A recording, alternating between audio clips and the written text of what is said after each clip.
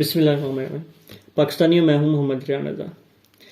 پاکستانیوں، آج کل ایک خبر بہت چل رہی تھی کہ جنرل قمر جاوید باجوہ جو ہمارے army chief, x army chief, سابقہ آرمی چیف رہ چکے ہیں، ان کی جان کو بہت خطرہ ہے۔ اس خبر کو چلانے والے، اس خبر کو دیکھنے والے، سننے والے، اس انسان کو اندازہ ہونا چاہیے کہ ایک ایسا بندہ جس کے انڈر پاکستان کی آئی ایس آئی رہ چکی ہو، پاکستان کی آئی ایس آئی پاکستان کے عام شہریوں کی بھی حفاظت کرتی ہے، ان لوگوں کو اس چیز کا بھی علم ہوتا ہے کہ الرٹ جاری ہوا ہے یا کدھر کیا ہوگا، دہشت گردوں کی خفیہ جگہ، قتل کا کسی کا خفیہ مین بندے کا، وہ اس چیز کو بھی وہ ڈیٹیکٹ کر لیتے ہیں۔ اب جنرل قمر جاوید باجوہ تقریباً 6 سال پاکستان آرمی کے آرمی چیف رہ چکے ہیں۔ جنرل قمر جاوید باجوہ نے تقریباً 30 سال سے زیادہ پاکستان کی آرمی کی خدمت کی ہے، پاکستانی آرمی کے اندر موجود رہے ہیں۔ اب اگر جنرل قمر جاوید باجوہ کی ہی حفاظت نہیں کر سکتی ہماری قوم، آرمی یا آئی ایس آئی، تو ایسا کیسے ممکن ہے کہ وہ پاکستانی قوم کی حفاظت کر سکے؟ اس لیے یہ ایک بیوقوفی ہے کہ جنرل قمر جاوید باجوہ کی جان کو خطرہ ہے یا کچھ ہے۔ ہمارے ملک کے اندر سب سے بڑا گریڈ 22واں گریڈ ہے، اور جنرل قمر جاوید باجوہ اس گریڈ پر 22ویں گریڈ پر تقریباً 6 سال رہے ہیں۔ 6 سال کے ایک آرمی چیف جو رہا ہو پاکستانی آرمی کا، کیا آرمی اس کی حفاظت نہیں کرے گی؟ یہ ایک بیوقوفی کی بات ہے کہ جنرل قمر جاوید باجوہ کی جان کو خطرہ ہوگا۔ ایسا کبھی ممکن نہیں ہے کہ ایسا کوئی حادثہ پیش آ سکتا ہے۔ اور دوسری بات یہ کہ جنرل قمر جاوید باجوہ کی طبیعت تھوڑی خراب ہوئی تھی، جس کے باعث ہمارے عادل راجہ ریٹائرڈ فوجی ہیں ایک، انہوں نے یہ بات کی تھی کہ AMC راولپنڈی کے اندر ان کو کچھ دیر بھی رکھا گیا تھا۔ جی، جنرل قمر جاوید باجوہ کی طبیعت تھوڑی خراب رہی تھی، پچھلے دنوں یہ چیز سامنے آئی تھی، اور ہمارے ایک ریٹائرڈ فوجی ہیں عادل راجہ صاحب، انہوں نے اس چیز کو سامنے رکھا تھا کہ CMH راولپنڈی کے اندر ایک افسر نے، ڈاکٹر افسر نے دوسرے افسر کے ساتھ بات کی تھی، ادھر سے یہ کوئی تھوڑی بہت بات نکلی تھی کہ ان کو کچھ دن رکھا گیا تھا۔ اب دوسری بات سامنے جو آ رہی ہے کہ 2 سال کے لیے ایک نئی حکومت لائی جائے گی، جس کو ٹیکنوکریٹ حکومت کہا جاتا ہے، جس کا میں پچھلے ویلاگ کے اندر بھی ذکر کیا تھا۔ یہ حکومت عمران خان کی جون سا ایک ڈاؤن کرو جا رہا تھا، اس کی پذیرائی کو بہت زیادہ انکریز کرتی ہے۔ عمران خان کی مقبولیت کے اندر دن بہ دن اضافہ ہوتا جا رہا ہے، کچھ اس حکومت کی وجہ سے، کچھ ان کے کاموں کی وجہ سے، اور کچھ مہنگائی کی وجہ سے۔ اب یہ الیکشن نہیں جا رہے، الیکشن ان کو پتہ ہے اگر یہ الیکشن کی طرف آ گئے تو انہوں نے ہار جانا ہے۔ اسلام آباد کے بلدیاتی الیکشن کے ISI نے ایک خفیہ پولنگ کروائی، جس کے مطابق پاکستان تحریک انصاف تقریباً 60% سے زیادہ سیٹیں جیت رہی ہے۔ یہی چیز آرمی کو بھی پتہ ہے، اسٹیبلشمنٹ کو بھی پتہ ہے، اور ہمارے ملک کی حکومت کو بھی پتہ ہے، اسی لیے یہ الیکشن سے بھاگ رہے ہیں۔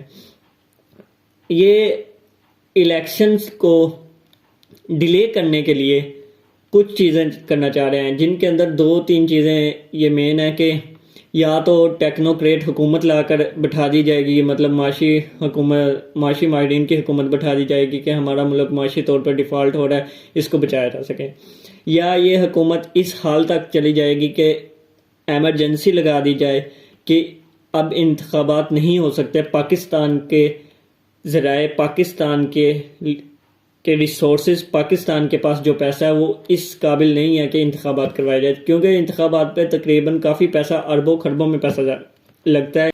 پاکستان کے ریزرو سورسز کتنے رہ گئے ہیں؟ پاکستان کے اسٹیٹ بینک کے اندر اس ٹائم تقریباً صرف $5 بلین موجود ہیں۔ $5 بلین، وہ بھی ہمارے پاکستان کے اپنے نہیں ہیں، پاکستان کے ٹیکس کے پیسوں کے نہیں ہیں۔ یہ $5 بلین UAE کے، چائنا، سعودی عرب، ان سے ہم نے جو ان سے قرضہ لیا ہوا ہے، ان کی انویسٹمنٹ ہے، یہ وہ پیسے ہیں، اور وہ بھی دن بہ دن کم ہوتے جا رہے ہیں۔ پاکستان کے اندر پچھلے سال $17.7 بلین کے ریزرو تھے، ایک سال کے اندر تقریباً پاکستان کے $12 بلین کی بلیڈنگ ہوئی ہے۔ اس بات کو معاشی ماہرین ایک ڈاکٹر خقان نجیب صاحب ہیں، انہوں نے شہزاد اقبال کے شو میں یہ بات کا انکشاف کیا۔ ہمارا ہمسایہ ملک، ہمارا مشرقی پاکستان، بنگلہ دیش پاکستان کا ٹوٹا ہوا حصہ، جس نے 1971 کے بعد خود کو سٹیبل کیا اور آگے چلا۔ اس ملک نے کل $2.8 بلین کی میٹرو ریل کا افتتاح کیا اور وہ جنوبی ایشیا کا تیسرا بڑا ملک بن چکا ہے۔ اب ہم اس چیز کا اندازہ اس بات سے بھی لگا سکتے ہیں کہ بنگلہ دیش کی جو سی کرنسی ہے نا وہ ٹکا ہے، اور پاکستانی 4 روپے بنگلہ دیشی 2 ٹکے بنتے ہیں۔ اس بات سے یہ ثابت ہوتا ہے کہ اب پاکستانی ہم 2 ٹکے کے بھی نہیں رہے۔ اب قرضہ واپس کرنا ہے۔ پاکستان کا تقریباً 60,000 ارب سے زیادہ قرضہ لیا ہوا ہے۔ یہ قرضہ واپس کس نے کرنا ہے؟ یہ قرضے کی $8.20 ارب کی قسط اگلے 3 ماہ کے اندر ہم نے واپس کرنی ہے، اور ہماری حکومت کو یہ نہیں پتا، پاکستانی قوم کو یہ نہیں پتا کہ یہ پیسہ کدھر سے آئے گا اور کیسے لگائیں گے، کیونکہ ہمارے ریزرو کے اندر جو سا پیسہ موجود ہے وہ بھی دوسرے ممالک کا ہے، ہمارے پاس پیسہ ختم ہو چکا ہے۔ عوام کے اندر مہنگائی کی اتنی شدت ہو چکی ہے کہ اس حکومت نے مہنگائی اتنی ہو گئی ہے کہ لنڈے کے کپڑے کے اوپر بھی 300% سے زیادہ ٹیکس لگا دیا ہے۔ لنڈے کا کپڑا ہے، جو سا استعمال ہوا کپڑا، اس کے 1 کلو کے اوپر پاکستانی قوم اب 230 روپے ٹیکس ادا کرے گی۔ اس معاشی حالت کا ہم اندازہ اس چیز کے ساتھ لگا سکتے ہیں کہ لنڈے کے کپڑے کے اوپر بھی پاکستان کی حکومت نے ٹیکس لگا دیا ہے۔ دہشت گردی پاکستان کے اندر آ چکی ہے، مغربی بارڈر پہ ہمیں طالبان آنکھیں دکھا رہے ہیں، انڈیا ہمیں للکار رہا ہے، لیکن ہمارے وزیر خزانہ اسحاق ڈار صاحب IMF آنکھوں میں آنکھیں ڈال کر کھڑے ہوئے ہیں۔ PDM عمران خان کے خوف میں مبتلا ہے۔ عمران خان صاحب الیکشن کا سوچ رہے ہیں، اور یہ قوم دن بہ دن مہنگائی کے اندر ڈوبتی جا رہی ہے۔ اس قوم کو گردن اٹھانے کی بھی ضرورت نہیں ہے۔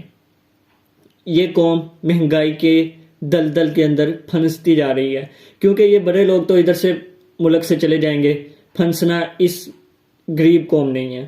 ہمارے ملک کا یہ حال ہو چکا ہے کہ کراچی روشنیوں کا شہر جس کو کہا جاتا تھا، ڈکیتیوں کے اندر لوگوں کو، عام معصوم عوام کو مارا جا رہا ہے، پولیس والے لوگوں کا قتل کر رہے ہیں۔